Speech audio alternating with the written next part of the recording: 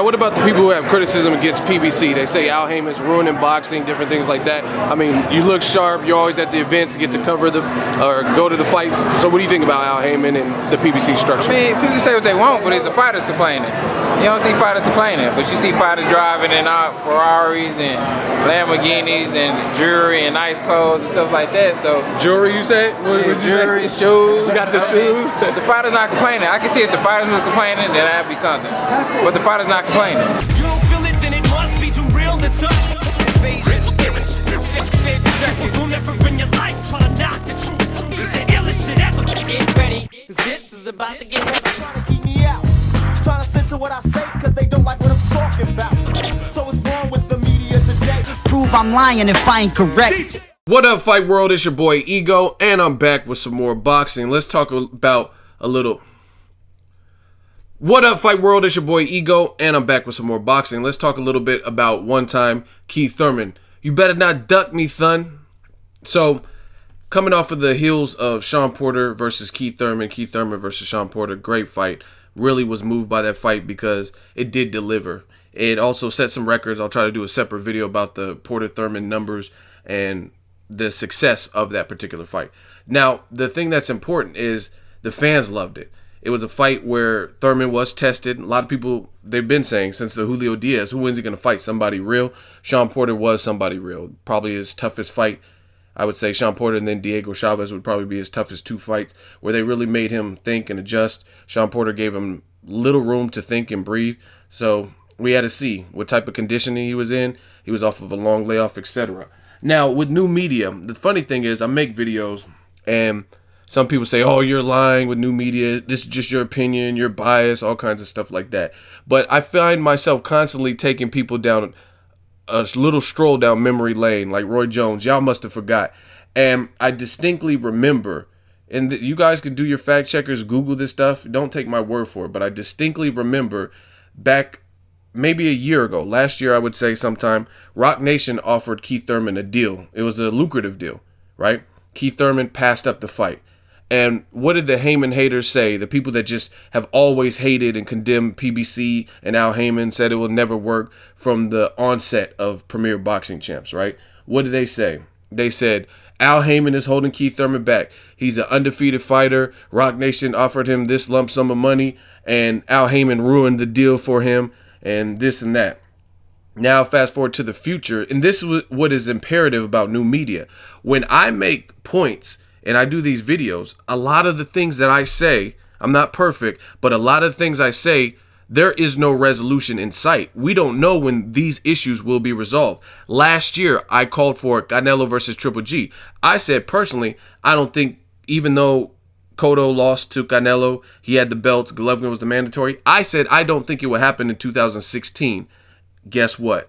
It's not happening in 2016, and that's coming from Canelo's team and Golden Boy. They're saying the fall of 2017 now. So you see, with new media, a lot of the points I bring up, like Gennady Golovkin, I said, oh, I think he should fight an elite level fighter like an Andre Ward. People said, oh, you're stupid, this, that, and the third. Now that there's war with Canelo and Triple G about who's better and who would win, now people are saying Triple G needs to step up his resume and he ducked Ward. But they were nowhere to be found when it was relevant, when I was actually talking about Triple G fighting Ward. And he has still not fought Ward. Ward has since moved up, and he said, okay, he called him Little G and moved up to light heavyweight. Now he's pursuing a fight with Sergey Kovalev. So you see, with new media, a lot of the things that I discussed, they still remain to this day unresolved.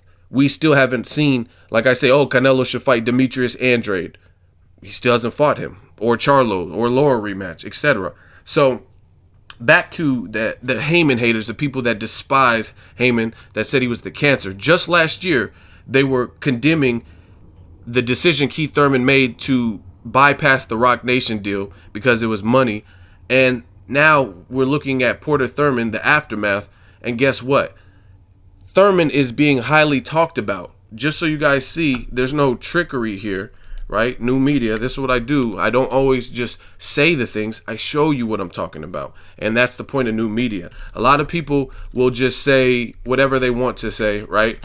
And that's it. We're just supposed to believe you. But they don't ever show us the facts, the numbers, the proof. It's just let's just take their word for it. But I did a video yesterday. Keith Thurman wants Manny love to see a contract with Pacquiao's name on it. 21 hours ago, right? Not even a full day. So just under 1 day, right? Let me pause the video when it comes on. But it hasn't even been up for a full day. Already has 7,178 views, right? Let's load the comment section so you guys can see what I'm referring to. 439 comments, plus I have some comments that I need to approve, right? So the reason I'm showing you these stats, not to gloat or brag, I'm showing you guys that the topic of Keith Thurman is a hot topic. And it's probably not even just my videos. Other people who have written articles or made videos about Keith Thurman, guess what? He's a hot topic right now. And that's the point. Because of Al Heyman, what Thurman Porter did, the exposure that it got, over 2 million people were tuned in to that particular fight at its peak. Now people are talking about Keith Thurman, right?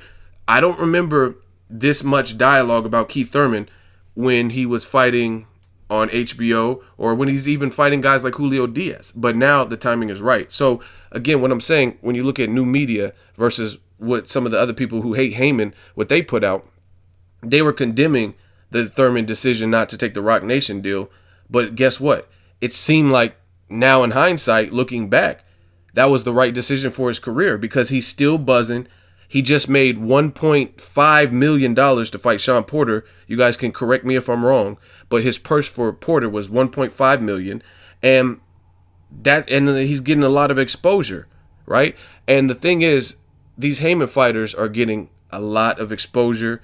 Their lifestyles are changing. I talked to Earl Spence Jr. I said, what do you think about all the hatred, the criticism of Al Heyman and the PBC branch? And Earl Spence Jr. said it the best. He says, but are the fighters complaining? There's no rebuttal for that. So you guys can read articles about how Premier Boxing Champs is going down and the numbers for Funfara don't compare with Danny Garcia and Lamont Peterson or Guerrero.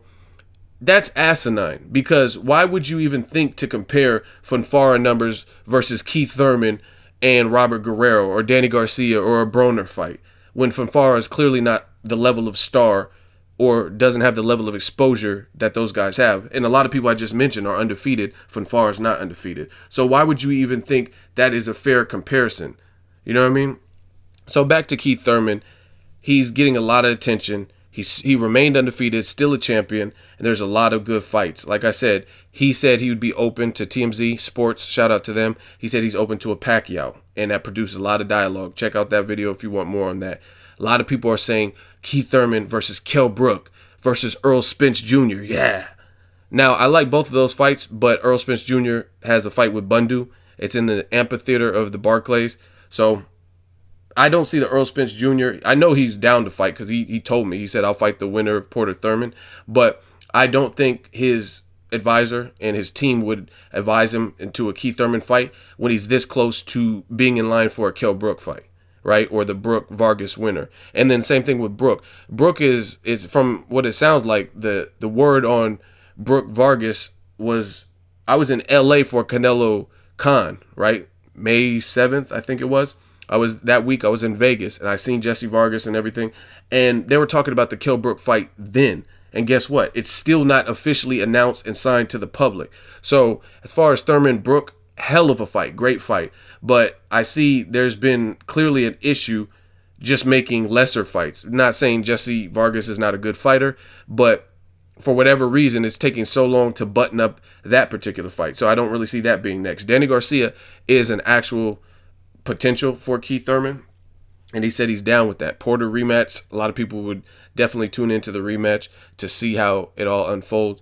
I like the Danny Garcia fight. I think they may try to match Danny Garcia with Andre Berto, and you know what, to be honest, I'm okay with that because Danny Garcia would probably open up with as a favorite, but I think stylistically this is only Garcia's third fight in a new division. Let him take one more fight like a Berto, see if he gets past that, and then the Keith Thurman fight is big. So it does make business sense because Danny Garcia, he fought Paulie Malignaggi, right?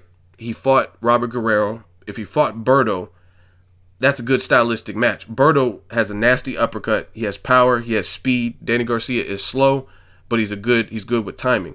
Berto's coming off of the Victor Ortiz win, and it'll just help Danny Garcia further acclimate to the division. And if he gets past Berto, or if he got past him easy work, then the Keith Thurman fight is big, because that's two undefeated fighters unifying.